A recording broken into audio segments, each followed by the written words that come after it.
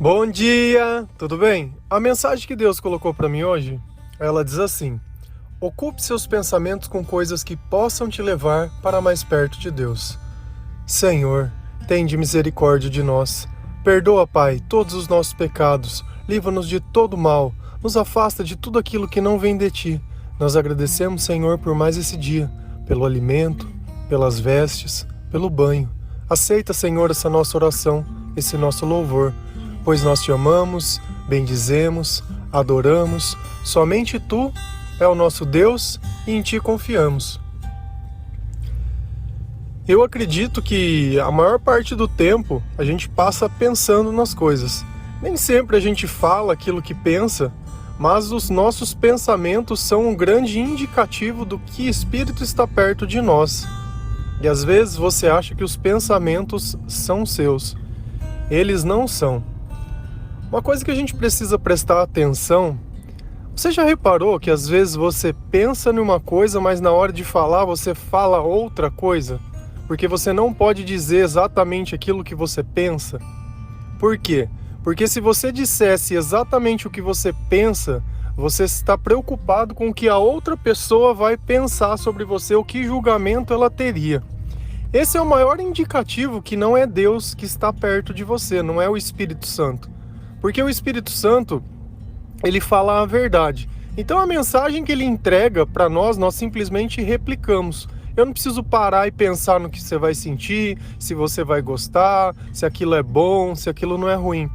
Por isso que a mentira, muitas vezes, ela dá trabalho para a gente fazer. Por quê? Porque eu sei o que é a verdade, mas na hora de falar, eu tenho que falar outra coisa diferente daquilo que eu penso e o que eu sei. Então ela começa a ficar muito mais complexa. E o pai da mentira é o diabo. Eu sei que a princípio parece uma coisa assim meio sobrenatural. E na verdade, ela é. Os nossos pensamentos, eles dirigem a nossa vida. Aquilo que você ficar pensando, com certeza você vai conduzir a sua vida para aquele lado.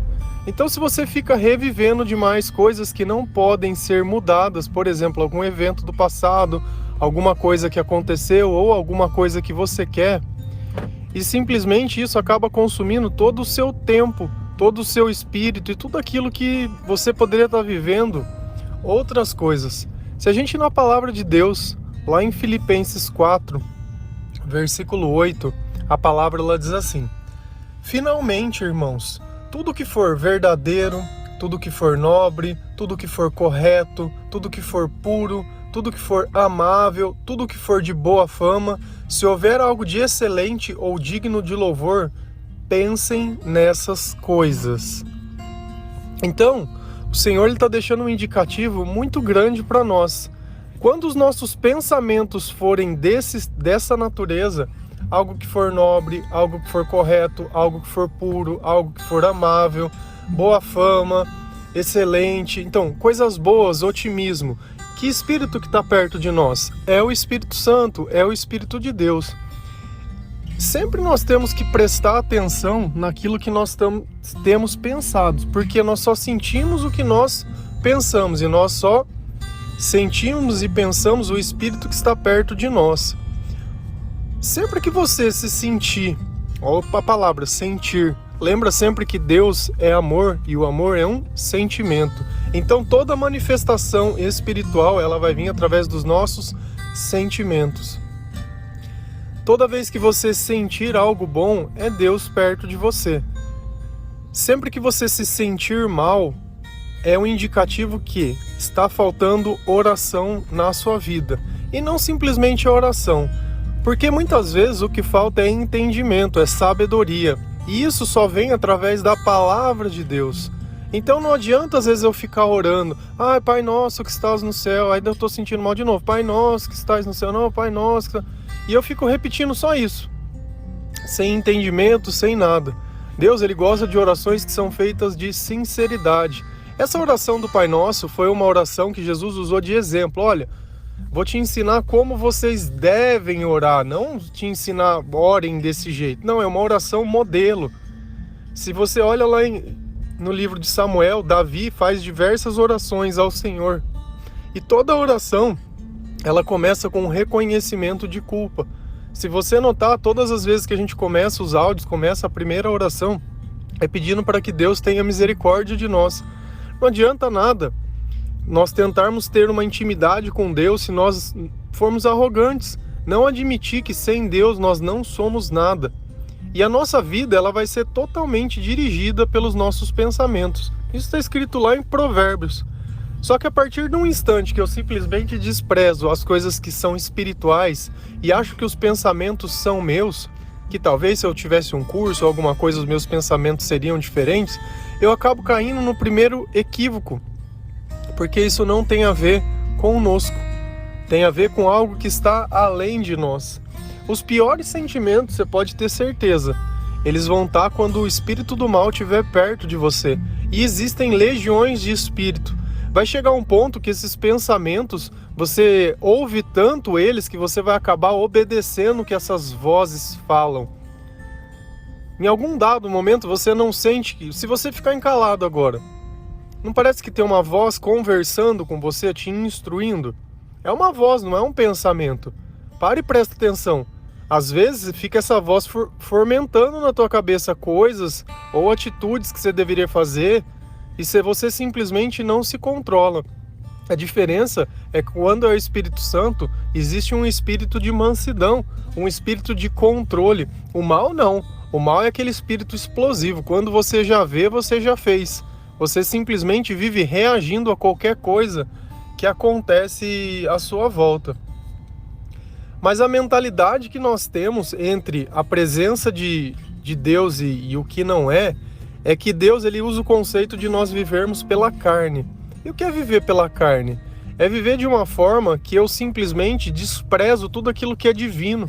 Desprezo que nós teremos uma eternidade, desprezo que tem um espírito que tem dons, que nós temos um chamado, que nós temos um propósito, e eu vou viver essa vida simplesmente pensando nos meus interesses, pensando que a minha vida é essa vida, desprezando toda aquela sabedoria que está na palavra de Deus e que ela é totalmente contrária aos pensamentos naturais nossos.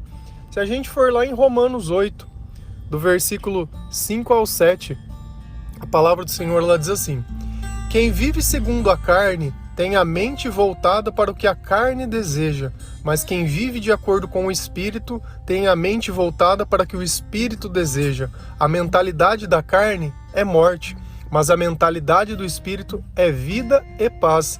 A mentalidade da carne é inimiga de Deus, porque não se submete à lei de Deus e nem pode fazê-la. A gente percebe o poder do pecado quando nós tentamos ser melhores. A gente percebe que a gente não tem o controle da nossa vida quando a gente tenta modificar algum hábito ou tirar algum vício. Aí a gente percebe o quanto é difícil isso. E essa ideia de carne e espírito, ela é muito verdadeira. Porque enquanto a gente vive com a mentalidade da carne, certamente que a gente não consegue obedecer nenhuma lei de Deus. E a primeira que eu posso falar para você é uma coisa que eu escuto diversas vezes: eu não consigo perdoar. E nem poderia, porque o perdão é algo espiritual. Eu só consigo perdoar o próximo quando o Espírito Santo está junto comigo. Quanto a minha espiritualidade, ela está muito elevada e não apenas pensando nessa vida e nessas coisas. E tem uma coisa que é impossível a gente conseguir sem a presença de Deus, que é a paz, a vontade de viver. E quando a gente se submete à lei de Deus, a gente não faz isso como se fosse um esforço ou um sacrifício. A gente faz isso com prazer, porque o próprio Espírito ele não consegue quebrar a lei de Deus, diferente de nós, enquanto militamos pela carne. Se você ficar pensando muito em uma coisa, com certeza os teus caminhos vão te levar para esse lugar. E fatalmente, aquilo que você venera ou aquilo que você pensa demais, se você fizer e não tiver a satisfação que espera, você vai ter arrependimento ou vai tentar buscar uma dose ainda maior disso. E aí você acaba vivendo uma vida presa e focada apenas em uma coisa. Todos os teus objetivos passam a ser esses. Eu não sei para você, eu não sei o que na sua vida seria algo que você idolatra. De repente é ter alguém, não, eu gostaria de ter alguém. Tudo que você pensa nisso, eu gostaria de casar. Tudo que pensa, eu gostaria de ter filho. Tudo.